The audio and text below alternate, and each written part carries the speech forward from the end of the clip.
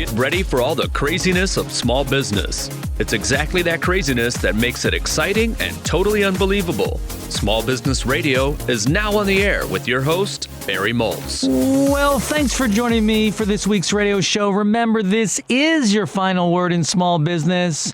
For those keeping track, this is now amazingly show number 576. This episode is provided by Nextiva, the all-in-one communications platform for your small business. It's also sponsored by LinkedIn, the place to generate leads, drive traffic, and build your brand awareness. For a free $100 credit to launch your campaign, go to www.linkedin.com/SBR. We're also sponsored by vCita, all you need to run your business in one software. Try for free at www.vcita.com. That's VCITA.com, and use Barry10 for an exclusive discount. Well, the best way to succeed today and guarantee long-term success is to become a subject matter expert. This is because selling is now educating the prospect and customer. Here to show you how to become an expert is Dorie Clark, who helps individuals and companies get their best ideas heard in a crowded, noisy world. She has been named one of the top 50 business thinkers in the world by Thinkers 50. She's the author of Entrepreneurial You, which was named one of Forbes' top 5 business books of the year, as well as Reinventing You and Stand Out, which was named the #1 leadership book of the year by Inc. magazine. She's a graduate of Harvard Divinity School, a producer of multiple Grammy-winning jazz albums, and a Broadway investor. Dorie, welcome back to the show for the 4th time. Barry Moltz, I am so happy to be speaking with you. It's been 125 shows, like 2 years. Where you been? You've been busy. I guess I've been producing jazz records, man. I mean, you're the first person that's ever been on that's been a graduate of the Harvard Divinity School and basically an angel investor for Broadway. Well, thank you. I like to keep it real. You definitely do. So why is it so important for people to become thought leaders in their field, and why should people think that they can do it? Well, ultimately, the push that we're seeing so much in every aspect of the business world is that with more and more competition, everything is pushing our businesses in the direction of being a commodity, of being just another whatever you do, just another graphic designer, just another firm that offers X, Y, and Z, just another consultant. And if we want to make sure that we are protecting ourselves, if we are going to be investing so that we can actually build the careers that we want, so that we have the customers that we want and they're willing to pay premium prices, we have to do something to make sure that we are distinguishing ourselves and giving them a reason why they feel good, why they feel eager to pay premium prices to work with us. And the only way we can do that is if we establish ourselves as experts. Because, Dorie, no one wants to buy our stuff anymore, right? I mean, if it's a commodity, they don't want to just buy your service. They want to have some kind of authentic, unique experience along the way. That's really what they're buying, aren't they? Absolutely. It's about buying a unique experience. It's also about buying peace of mind in many ways, because since there are so many options, I mean, we all know this. I mean, even if you just try to buy a television or something, there's, hundreds of options. It's very overwhelming. And it becomes even more high stakes if you're buying something that's expensive or really mission critical. And so you don't, in that circumstance, necessarily want the cheapest option. You'll take the cheapest option if that's reasonable. But what you want is the option that makes you feel most at peace, that it's not going to break, it's not going to be messed up. You want peace of mind. And so if you are establishing yourself as a recognized expert, as the trusted source, people are far more willing to say, okay, I know that what he recommends, what she recommends is going to work. Let's do that. And they are willing to pay a premium for that, for that sense of security for what matters most in their business. So, Dorie, where do you start in becoming an expert? Because you know that old joke of, well, what's an expert? Someone with a PowerPoint presentation 50 miles from home, right? How do you start to become an expert in your field? Do you just tell people what you think? Well, certainly that's a part of it, but you are correct that there's more to it. I've spent the past decade really studying this question of, how do you get your ideas known and heard and respected by people? And what I have discovered is that there are three key components, three levers that we need to be focusing on, Barry. I call this the recognized expert methodology. And the three things are, and I can explain each of these, but it's content creation, social proof, and your network. And basically what this means, content creation means you have to share your ideas, because guess what? If you don't share them, people won't know what they are. Social proof basically means, what is your credibility? What are the reasons why people should listen to you or trust you? And it could be things like affiliations with other brands. Maybe you have a blue chip list of clients. Maybe you have people providing really great testimonials for you. Maybe you write for publications that people have heard of and trust. And then finally, your network, because the truth is, you might be incredibly smart, incredibly knowledgeable, but if the other people who are leading lights in your field have never heard of you, you're not going to get very far. You need to have credibility and a network that supports you, that talks you up and says, yeah, Barry, he's great. You should definitely hire Barry. So how do you figure out what, I guess, your unique expertise is? And does it have to be unique? Or by definition, Dorie, everyone's expertise is unique because there's only one of them?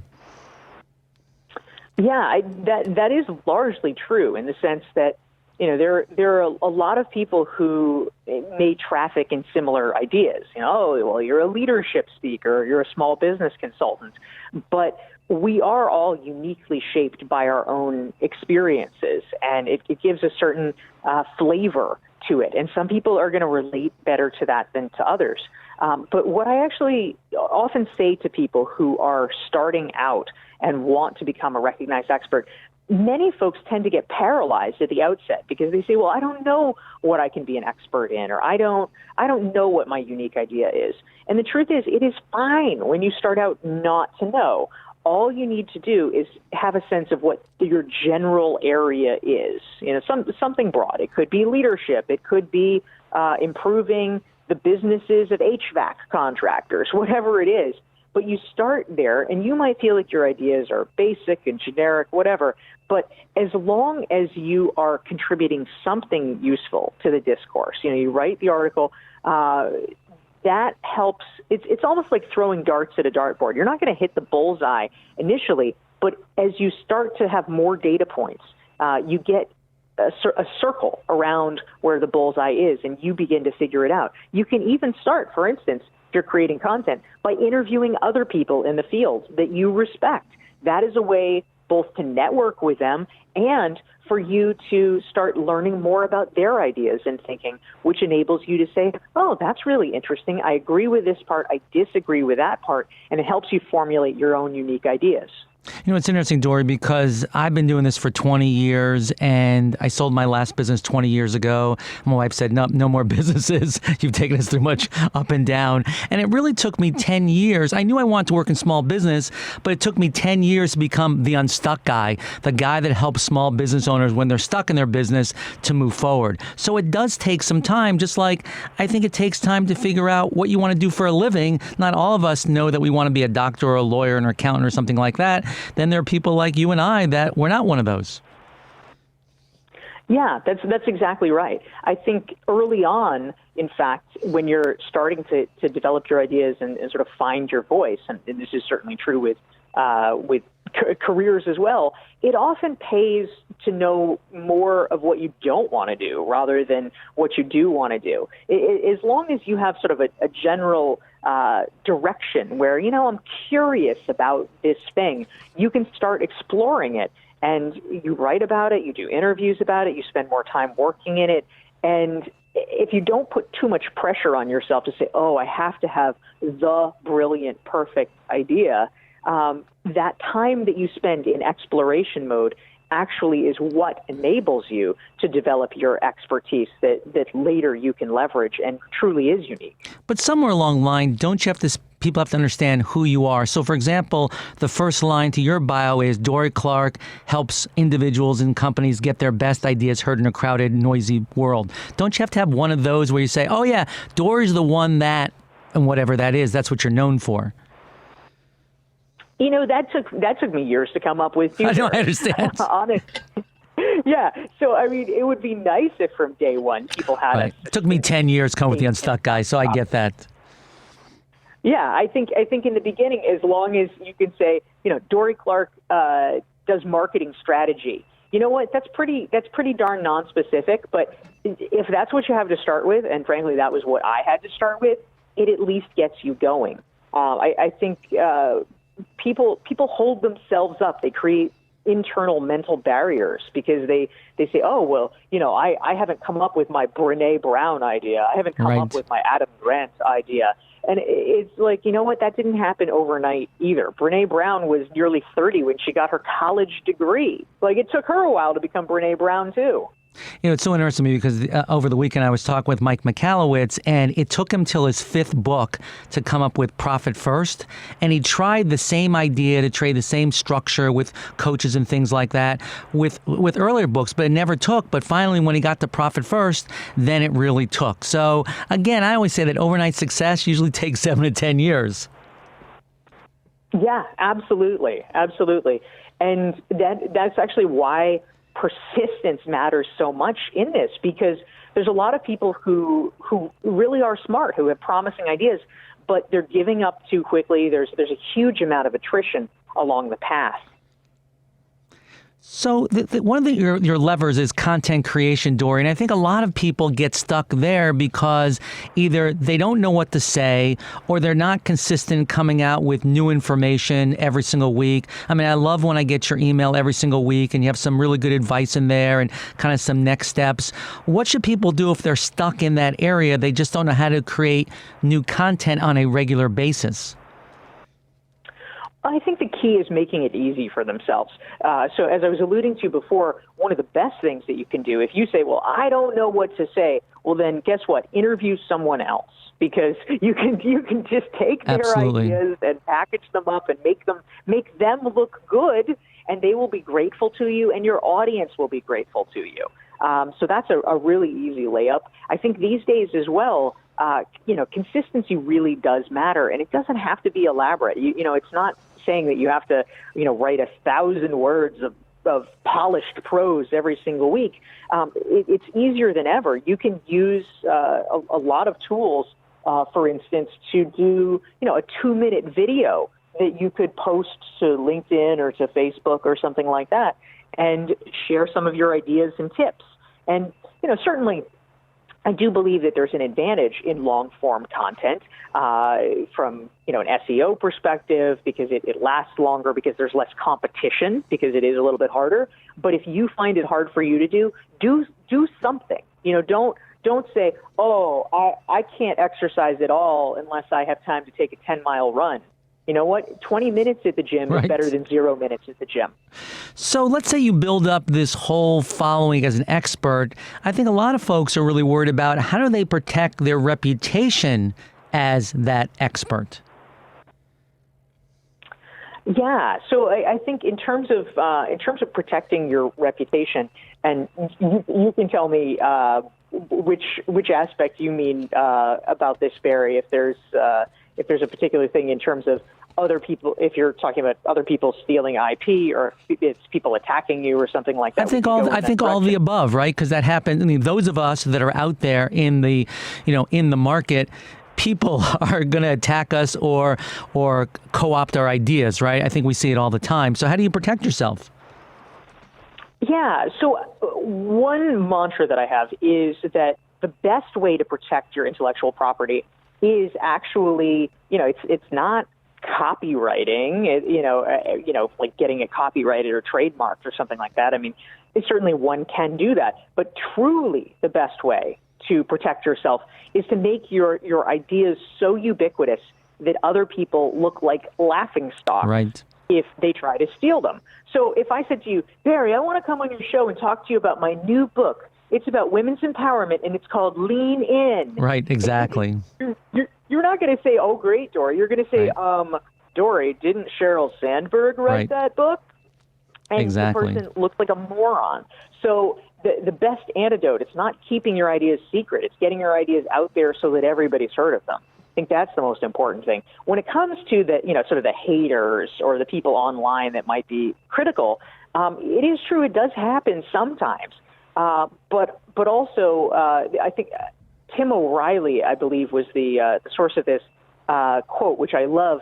It's that the real enemy isn't people attacking you. The real enemy is obscurity.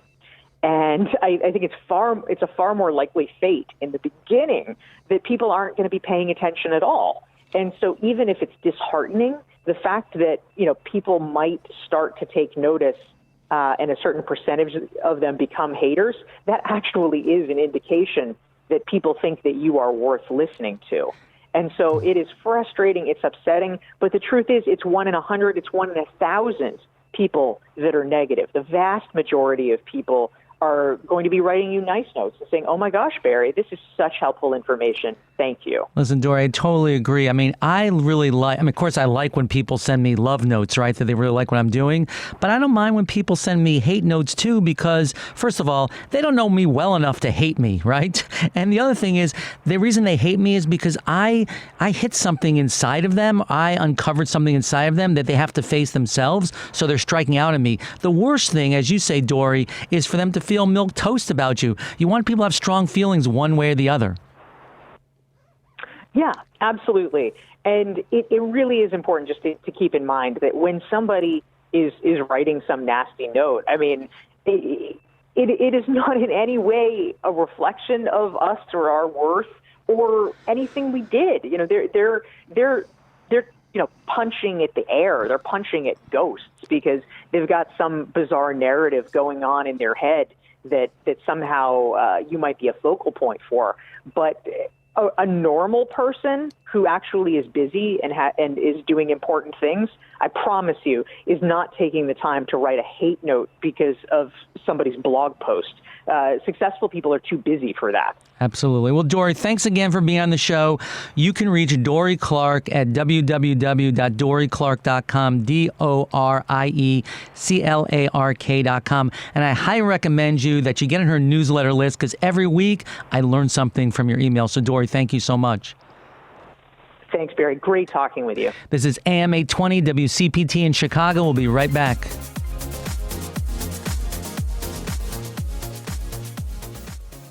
Time and place is everything, especially when it comes to marketing. But in today's age of 1 million messages per minute and not enough hours in a day, how do you really catch people's attention? Fortunately, there's a simple way. LinkedIn can help you speak to the right professionals at the right time. With over 62 million decision makers on LinkedIn, you're able to connect with the right business leaders who are relevant to your company. And with LinkedIn ads, you can make sure your messages are getting through to these relevant people. Even small businesses are making the most of LinkedIn ads. They're using LinkedIn to get their voices heard and their messages to resonate with the audience. It's not just about awareness either. LinkedIn ads are driving traffic and engagement, whether that's visits to a landing page, registrations to an event, or downloads of that thought leadership piece. Because with precise targeting, small businesses can speak to the people that matter the most. At the end of the day, LinkedIn ads are helping smaller businesses get big results. Try it for yourself. LinkedIn is offering a free $100 LinkedIn ad credit to launch your first campaign. Simply go to www.linkedin.com/SBR. That's www.linkedin.com/SBR to claim your free $100 ad credit. Terms and conditions apply. You've already upgraded your cell phone to a smart device, which lets you use the internet to be more productive on the go. But what about your desk phone? Nextiva is a smart business phone system in the cloud. With a simple setup through an internet connection, you can soon have access to your office communications wherever you are. Stay seamlessly connected with clients and stay more mobile than ever before with just one low monthly cost. Give your business more than just a basic desk phone. Visit Nextiva.com or call 800-799-0600 to learn more today. Nextiva. Simplifying your business communications. Stick around to get your small business unstuck. More of Small Business Radio with Barry Moltz, now on WCPT 820, Chicago's Progressive Talk. Well, here's the good news. Family business is big business. Fact. 90% of U.S. businesses are family-owned or controlled. Fact, more than one-third of the Fortune 500 companies are family-owned or controlled by families. Fact, family businesses generate 50% of our gross national product. Here's the bad news. Most family businesses do not survive transitions. Fact, less than one-third of family businesses survive the transition from first to second generation ownership, and about half don't survive the transition from second to third generation. Here to help us is Rochelle Clark, who's a founder and CEO of Succession Strength, a company that keeps good businesses in business for generations. She's part referee, part strategic guide for entrepreneurs and family businesses. Rochelle combines her expertise with her team in helping business owners stay in operation from generation to generation. She's the author of the book called The 5 Critical Succession Conversations, a comprehensive guide for family businesses. Rochelle, welcome to the show. Thank you so much for having me, Barry. Well, I also do work with a lot of family businesses, and it is a huge issue, and they need help. Why do family businesses have so many additional issues beyond the typical small business, large business, things that most people face? Well, sadly, Barry, it comes down to the dynamic, the communication dynamic, because there's much more at stake in a family-owned business. It's much more than the success of the business. If things fall apart, then there's the potential that the family may also fall apart. So a lot of times what you find is that family members pull back from addressing the critical issues so that they can save the relationship, but this can happen at the expense of the business, because there are some very critical conversations, as you would know, that any person working in a business needs to have. So it comes down to that dynamic. So are the communication dynamics passed on from the family dynamics? In other words, if the brother was always the good brother and the smart brother, there's still that in the business. Or if the sister was always the bad sister and the black sheep of the family, she still is. Sadly so. In some cases, some families find it very, very hard to break away from these ingrained identities that the different family members have in the family. And this is sometimes an area of frustration for lots of family members, because the eyes or the lens that the other members of the family see them through are perhaps a little bit outdated. So Sister Susie, who used to be the complainer about everything, may have, gone to university, and now she's an established businesswoman. But it's very, very hard for members of the family to shake that initial perception of her and really take her seriously. And this can be an area of very harsh frustration for lots of family members. Do you also see that in a lot of family businesses, people don't have as defined roles as they might have in other businesses? They're just part of the family? Absolutely, Barry. And the thing is that without you cannot have good accountability if you don't have well-defined responsibility. And what you find is that in some cases, you have family members who, quote unquote, are helping out in the business. Now, precisely what that means, no one knows. They're just, filling in one area or another. But it works against that family member and against the business, because there is no clear path for developing that person in that specific area. So if you're helping out by answering the phone, then does that mean that you're really on the track for, to develop your skills when it comes to sales or customer service? Perhaps not. So this is a situation where it can work against the family. And is there also a lot of times conflict between family members and the rest of the employees in the organization? Oh, absolutely. Absolutely. And this is the case of nepotism, where, and this can actually be a little bit of a stumbling block when it comes to hiring good talent into the family-owned business. Because sometimes other employees might find themselves being treated as outsiders. And they may know stepping into the family-owned business that there might not be the potential for them to get to that next level or for them to get higher than a specific level within the family-owned business. And this can be a big deterrent when it comes to attracting very good talent to really see the business flourish and succeed. So, Rochelle, I really believe that people only change when they're in a credible amount of pain. And a lot of people only come to me and say, hey, I need help in my family business. But then a lot of them never do anything about it. What are those first conversations like? How do you work with companies to make sure they can get on a path where the business can survive and there can be orderly succession? Right. So the first thing, it depends on where they are along the journey. In some cases, they come when there's sufficient time for us to craft out a good strategy and ensure that the successor has sufficient time to prepare for the role and that the outgoing owner has sufficient time to come up with a plan for him or herself. That's the ideal situation. Unfortunately, that situation, it tends to be few and far between. A lot of cases, businesses seek out professional help when they're in a bit of a crisis, or they're in a situation, like you said, where they're experiencing tremendous pain. And in this scenario, what we do is an assessment of the business, of the situation. We get an understanding of what their goals are and what they're trying to achieve. And then we're able to diagnose exactly where the issue is. Is it that there's a communication issue or communications barrier that needs to be overcome? Is there a case that, they're coming up on a potential succession transition, but there's no one to fill the gap because insufficient time to prepare a member of the family or someone else to really take over the role? So depending on what they're presenting with, that really helps us determine what the next step is.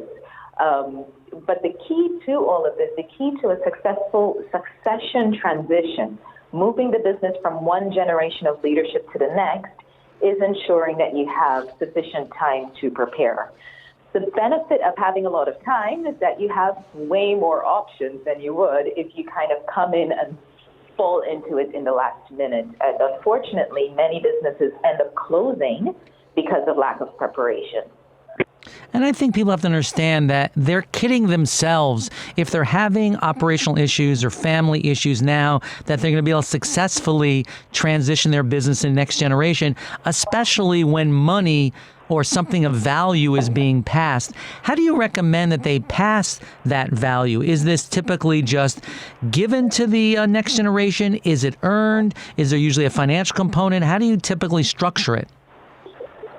Yeah, okay. So this varies based on the needs of the family and what they're trying to achieve. In the best case scenarios, we've seen families pass the business on in a way that ensures that the successor has skin in the game.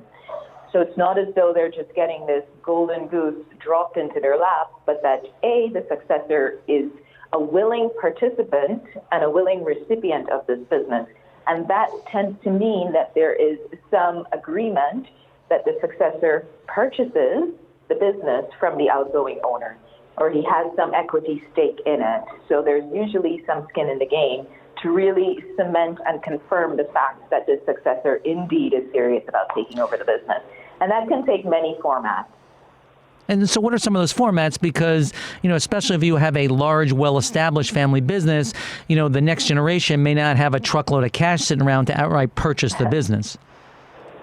Yes, but it doesn't have to happen necessarily all at once. So depending on, the amount of capital that person has, it can potentially be that the outgoing owner, outgoing leader, provides a loan to the incoming person, and then over time that loan is repaid. It could be that the incoming successor agrees to make payments over a span of a specific number of years. So there's a down payment, and then full ownership is ceded to that successor upon, full payment of the amount, which can be over a number of years. In the case where there's not just one successor, but the business is passing to multiple successors, you can have a situation where there's an ESOP, so that where the employees all come together and pool their resources to buy the business. So, like I said, there are a number of options out there, but the benefit of really exploring the perfect scenario, best situation for your business or for the business in question, is when you have sufficient amount of time to explore those options. And is this typically done with the next generation, or you're typically working just with the current owner? Oh, absolutely, Barry. There needs to be input from the second generation. Well, not the second necessarily, but from the next generation. And the benefit of this is that there needs to be an alignment of goals, an alignment of values, an alignment of intentions. So it could be that the next generation just has no interest in the business. It's usually very useful to find that out sooner in the game rather than later, so that the path for the business can be defined. In a situation where there is interest from the next generation, then it behooves all of the members of that family to sit at the table in alignment to ensure that their values are indeed, one and the same. And I think we also have to understand that there has to be a transition time also for the employees, the vendors, and the customers, because they've got to be willing to follow as well, don't they? Absolutely. You're absolutely right. This is the biggest of big change management projects that a company goes through in a generation, and then that is the changeover of ownership. Because what you might find is that there may have been a history where the outgoing owner or the outgoing leader has very close relationships with suppliers, with customers, with other peers or other members of the business community. And it's not just handing over the operations of the business, but also transitioning those relationships. And as you can imagine, relationships take time to be formed. They take time to be established.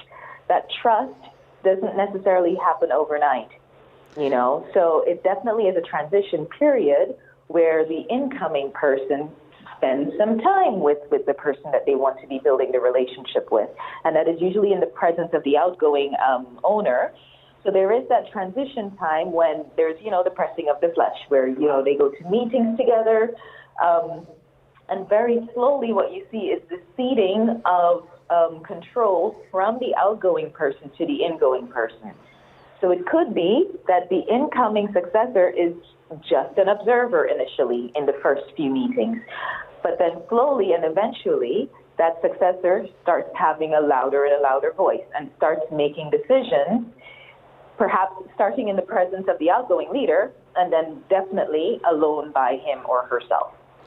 So, Rochelle, how do you make sure that the outgoing leader actually goes? Because I've been in situations where, they kind of sort of go, they have the transition plan, the other one on paper takes over, but then because the current leader has nothing to do in retirement, they never leave, and so it makes it almost impossible to provide that transition. You're absolutely right. And, to be quite honest, there is, within the Navy, I've heard that there is this practice where once the captain of the ship leaves his ship, he never returns to that ship in order to ensure that the new captain has full ability to really flex his leadership muscles in a way that he doesn't feel impeded. So what you're saying is absolutely right. But let's be honest, Barry. In a lot of cases, owners have really bootstrapped their businesses, and they've started from nothing. So this life as an owner of a business and the leader of business, if they're an owner-operator, is perhaps all they have ever known. So that conversation about the next step also needs to be a part of the transition plan, because it will need to be decided exactly what that person is going to be doing with their life now that this activity that used to take up such a big part of their existence and identity will potentially be going away. And that can happen in many ways. It could be that person still maintains an interest in the business, so perhaps they need the routine of still coming into the business, but they have a very reduced role. So it's more or less just coming in and being, a figurehead and a presence so that they have that activity around them. Because we also have to remember that we are dealing with humans, right? Right, exactly. The worst thing that you want to do sometimes, right? Exactly. And the worst thing that you want to do sometimes is really rip the rug from under someone without providing a scenario or a situation that will work for them in the future. So there needs to be some humanity that goes into the solution, and that may not be just shutting the door and saying, you're gone, see you later. So it varies family by family, but whatever solution comes to the fore needs to be one that works for both the incoming and the outgoing leader. Yeah, Rochelle, when I work with in these times of transitions, I always ask the current owner, so what are you going to do the day after you do the transition, you retire? And if they don't have an answer, I don't start until they do have an answer. And I think that's very important. So, Rochelle, where can people find more information about you, especially if they're having need help in their family business? Because this is definitely something that you should not do on your own. No, absolutely not. So they can definitely come to our website. It's www.successionstrength.com. And we have a number of products out there, starting with our conversation guides for families who may just have a question or two, but they're not ready to commit to a full advisor. But they certainly provide professional advice without the person having to call up a friend. Right. And, of course, we have the free assessment that is on the website, and that helps families and business identify where there might be issues in their succession approach. And that's a free assessment. Rochelle, thanks so much for joining us. This is AM 820 WCPT in Chicago. We'll be right back. Tune in regularly to my show, then you know that I talk to many different businesses across the country, different types of people, different backgrounds, all kinds of industries. But there's one thing that unites all of us, searching that thing known as work-life balance. I get pretty bummed out when a listener tells me that they haven't been home for dinner in a whole month.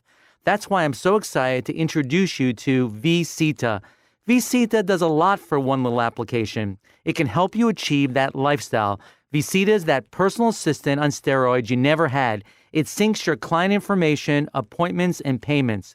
VCita sends automated appointments and payment reminders, making sure your clients keep appointments and get paid on time.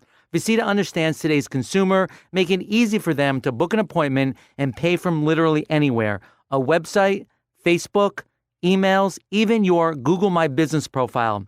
It's also compatible with Google, Gmail, iCal, social media, and Square Payments. So get your free 14-day trial during which you can explore every single feature. Go to vcita.com. That's VCITA.com. No credit card required, no strings attached, no brainer. And when you're ready to buy, use promo code Barry10 to get 10% off. Stick around to get your small business unstuck. More of Small Business Radio with Barry Moltz, now on WCPT 820, Chicago's Progressive Talk.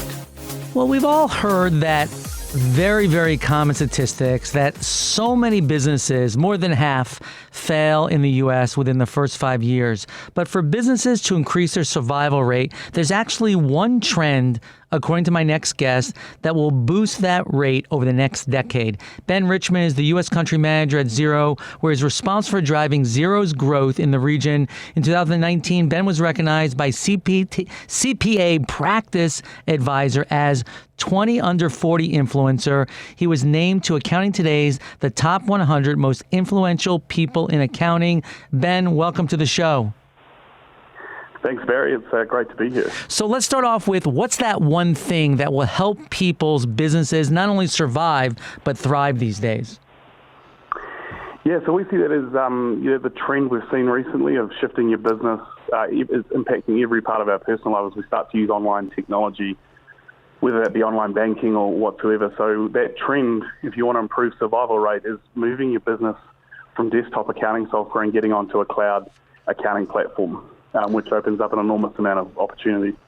Now, some small businesses will say, well, they only want me to move to the cloud because I used to be able to buy the software once. Now I have to pay for it every single month. What are the benefits of moving your business, especially the accounting or the ERP part, to the cloud? Yeah, there's a couple of things. So the main key point we see is time. So small business owners are generally time poor.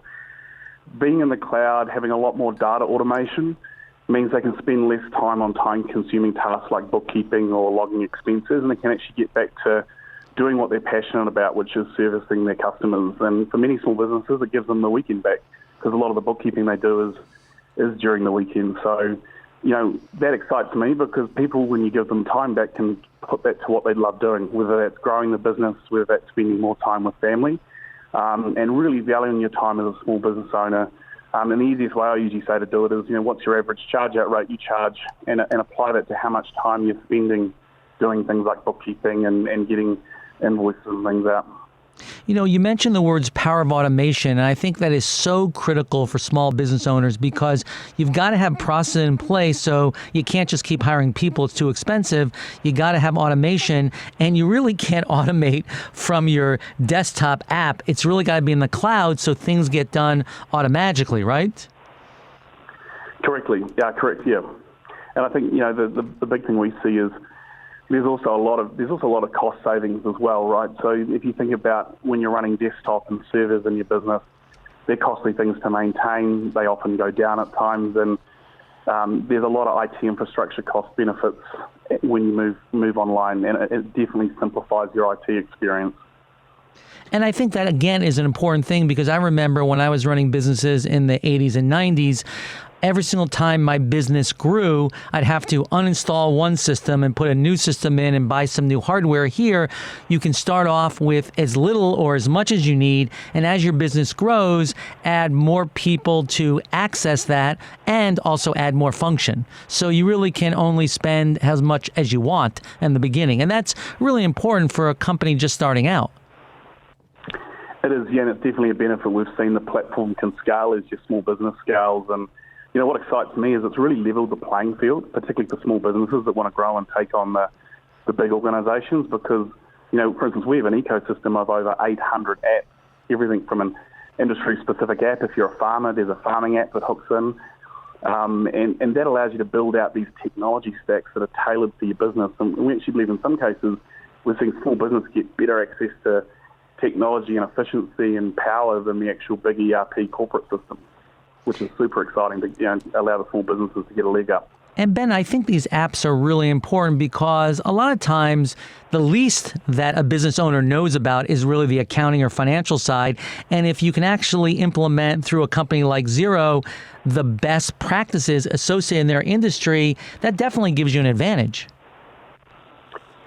Totally. Yeah, and if you think about most small businesses' interaction with accounting software has been having to crunch the data.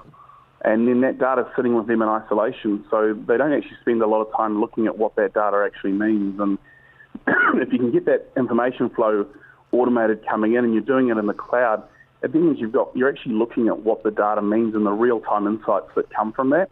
And secondly, when you add on to that, you can now invite, I always say, people in your small business team, including the advisors that support you, right? So if you've got a bookkeeper or an accountant advisor, they can be invited in and actually be alongside you, helping you understand what those insights mean. So your interaction with the software is more about looking at insights around how the business is going, where there is opportunity for efficiency, or where there's even opportunity to grow. These insights are so important, so you can make a decision about what the company should do in the future based on what's happened in the past. Why don't more businesses take advantage of actually checking out the data of the insights if they're there? Why do they stop short of that? Part of it is, the general story I hear when I talk to our small business customers is they went into doing something that they were loving and passionate about. And ultimately, the more time they can spend servicing their customers, the better, and that's what they're great at. And what gets left to the end is doing things like the bookkeeping and sending out the invoices. And so often that means invoices are going out late. And so by the time they've played all of that catch-up, and in many cases, they're doing that work on the weekend for certain small businesses. So it's eating into their family time just to get the data in and processed. So then they need to go back to work and serve customers, and they're actually not getting the chance to look at what does that data actually mean? Am I making money off that customer group or not? Should I do that service line or stop that service line and double that one? And they're the really important insights that help them really get the most value out of the hard work that they're doing. And the most interesting thing to me, Ben, is I think a lot of owners, unless they look at the data, really don't know, well, am I making money off that company, or am I making money off that product set? They may think in their head it's really going on, but when they look at the data, it's all wrong. They're not making any money, so they have to change what they're doing. Yeah, I think that's the heartbreaking moment when you see business owners that are so passionate about what they do and they've got such a strong customer-focused ethos, and they could be working really hard at something that's not making them the right margin, and that's something else they should double down on is where the margin is, and unless they can see those insights, they continue to work hard but not be able to get ahead and just keeping their heads above water, and we're passionate about helping them fix that. I think one of the things that apps in the cloud also do is really level the playing field, because we know that large corporations are always going to have the best software because they always could have the money to develop it. But now a lot of that application software is being brought down even to the smallest customers, even if you only have a couple of people. Absolutely, and I think that's the thing, right? With cloud subscription-based software, the softwares are improving regularly with regular releases. You're not waiting for 12 months for a new CD to come. But when I look at it, and I'll give you a quick example. We had a printing business out of Los Angeles that's running a printing-specific application in the ecosystem that runs all the sophistication of a printing business. They've got an expense app. They've got Gusto for payroll. They're using Xero. So they've got this end-to-end technology ecosystem working seamlessly, because in the cloud, software can talk, whereas desktop software couldn't talk and send data between each other. And when you look at that technology stack, it's much more beautiful and much more feature-rich than some of the big ERP systems. And the cool thing for that is it's a small business that can take advantage of it at a great cost point. One of the things I believe that a lot of small business owners miss, and I think probably, Ben, the most important part, is security. So many small business owners get their data hacked, and I will tell you, it caused no ending to the problems once your system gets hacked. And people think, well, I don't want to put my stuff in the cloud because then it can get hacked. But let me tell you, it's a lot more vulnerable on your desktop.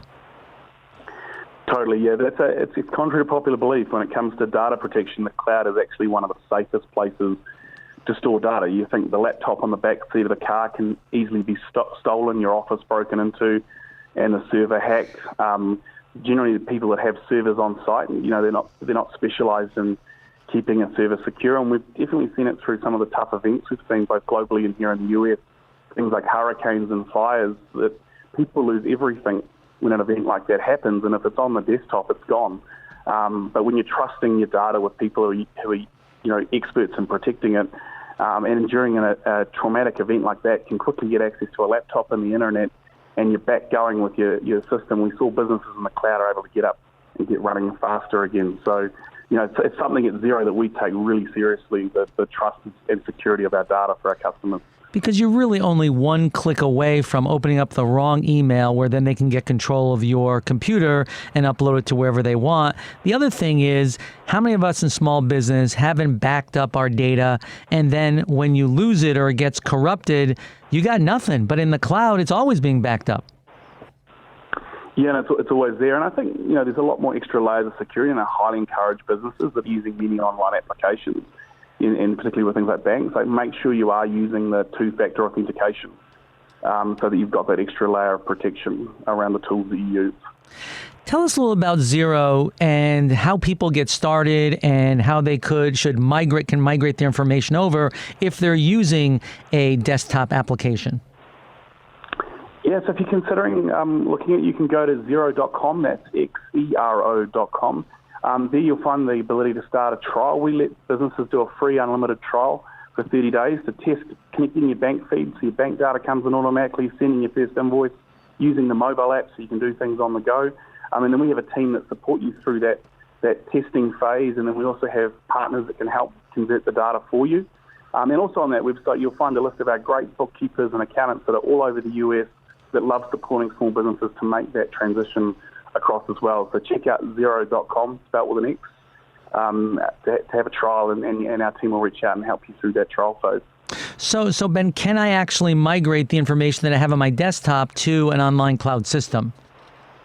Correct, you can. So we have many different conversion options that help take that data across and set up the opening balances in Xero and bring across your historical data so that you can immediately get the benefit of the automation, but the power of all those historical comparisons coming through. So you want to compare how you're doing this year versus last year.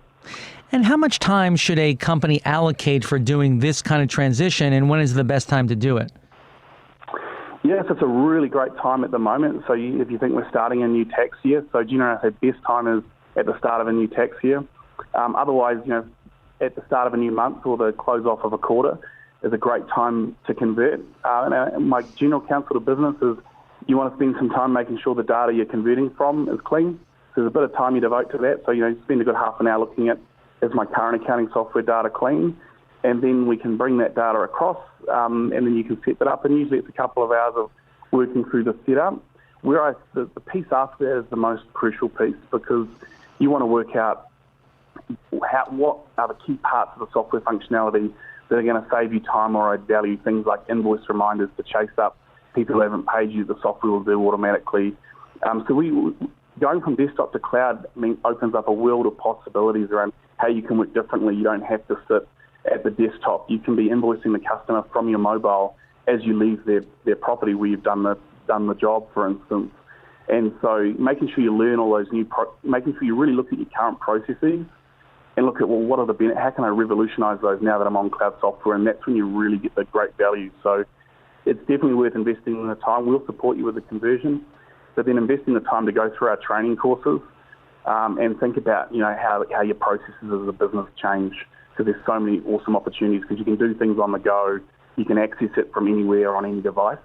So you're not tied to the office, which means you can get invoices out faster, which in turn means you get paid faster. More cash flow quicker. That's really important. And I think people have to understand is there's no perfect time to do the migration, right? If you can migrate all over your data all over, just pick the first of the month. And last question I have for you, Ben, is what does it cost to get started on Xero for a small business owner? Yeah, so we have small business plans starting at $12. The general plan that works for most people is our growing plan at $30. And then we have a really full plan with things like expenses and project management, which is up at $60. So there's the pricing on the website. And you can upgrade and downgrade at, once a month as you find out what plan is right for you as well.